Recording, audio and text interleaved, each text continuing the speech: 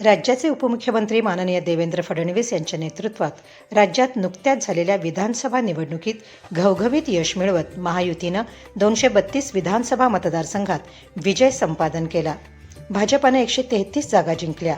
या भूतपूर्व यशाबद्दल उपमुख्यमंत्री देवेंद्र फडणवीस यांचं आमदार सुभाष देशमुख यांनी बुधवारी मुंबईत भेटून अभिनंदन केलं. यावेळी देवेंद्र फडणवीस यांनी दक्षिण सोलापूरमध्ये तिसऱ्या वेळी दणदणीत विजय मिळवणारे सुभाष देशमुख यांचाही यावेळी सत्कार केला. 77,000पेक्षा अधिक लीड मिळवत बापूसाहेबांनी जिल्ह्यात रेकॉर्ड ब्रेक विजय संपादन केला. निवडणूक प्रचाराचे नेटकेपणे नियोजन करत किंग मेकर ठरलेले मनीष देशमुख आणि रोहन देशमुख हेही यावेळी उपस्थित होते. मागील 10 वर्षात सुभाष देशमुख यांनी मतदारसंघात विकासाच्या अनेक योजना राबवताना रस्त्यांचं जाळं निर्माण केलं असून यामुळं कृषीपूरक उद्योगांना चालना मिळाली. तर भीमासेना नदीजोड प्रकल्प, देगाव जलसेतू, ब्रिज कम बॅरेज, जलयुक्त शिवारच्या माध्यमातून सिंचनाचे अनेक प्रकल्प आणले.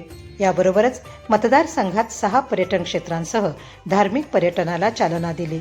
लाडकी बहिणी योजनेचा लाभ जास्तीत जास्त महिलांना मिळवता यावा यासाठी अनेक ठिकाणी शिबिरांचं आयोजन केलं होतं.